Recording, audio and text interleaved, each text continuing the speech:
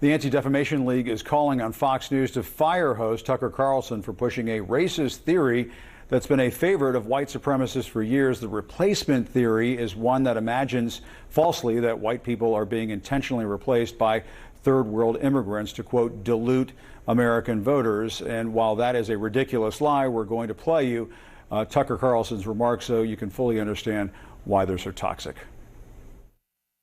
I know that the left and all the little gatekeepers on Twitter become literally hysterical if you use the term replacement, if you suggest that the Democratic Party is trying to replace the current electorate, the voters now casting ballots, with new people, more obedient voters from the third world. If you change the population, you dilute the political power of the people who live there.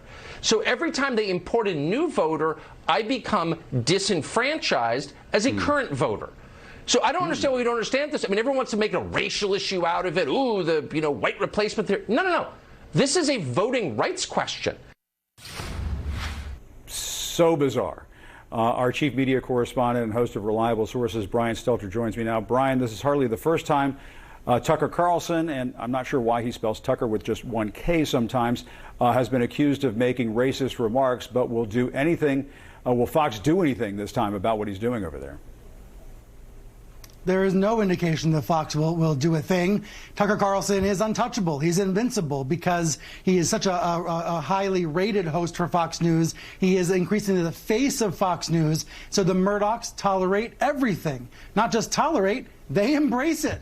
It's been more than 24 hours since the ADL sent a letter to the head of Fox News calling for Carlson to go.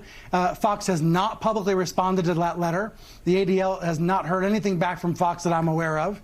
But as you said, there is a history to these comments. They can't be viewed in isolation. Here are some examples of Carlson in the past talking about the same rhetorical line of argument. This may be a lot of things, this moment we're living through, but it is definitely not about Black lives. And remember that when they come for you, and at this rate, they will. If you were to assemble a list, a hierarchy of concerns, of problems this country faces, where would white supremacy be on the list? Right up there with Russia, probably. It's actually not a real problem in America. White supremacy, that's the problem. This is a hoax. Just like the Russia hoax, it's a conspiracy theory. In the year 2000, Hazleton's population was 2% Hispanic. Just 16 years later, Hazleton is majority Hispanic. That's a lot of change. How would you feel if that happened in your neighborhood? And that's the face of Fox News. He's also the poster child for what Van Jones called 5 years ago the white lash, this white resistance to a changing country. Tucker Carlson, that is very much his brand.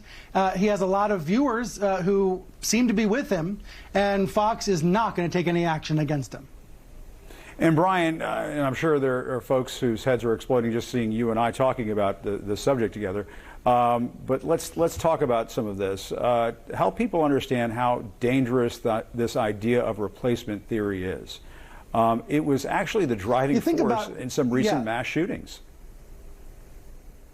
Christchurch in New Zealand, and closer to home here in the States, the El Paso attack at the Walmart in 2019.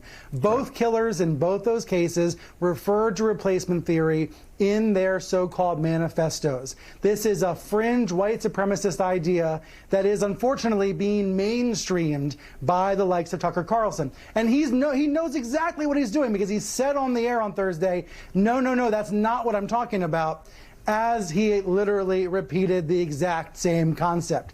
He seems afraid that somehow people of color are going to replace him in the voting rolls. That that his vote's going to be diluted by new arrivals to the country. But the story of America is a story of addition. When kids turn 18, they're going to replace Carlson's own children. Yeah, exactly. I mean, when kids turn 18, they're going to replace older voters who pass on. He also tried to rewrite history when it came to the Capitol attack. This might be the most ridiculous line of BS yet from Tucker Carlson. Let's listen. They didn't have guns, but a lot of them had extremely dangerous ideas. They talked about the Constitution and something called their rights. Neither Lisa Eisenhart nor her son damaged any property at the Capitol or committed any violence. They just walked in to what we used to refer to as the People's House. Some perspective, please. It's just, it's inexplicable. I can't explain what he's doing. Absolute revisionist history, denial of the riot.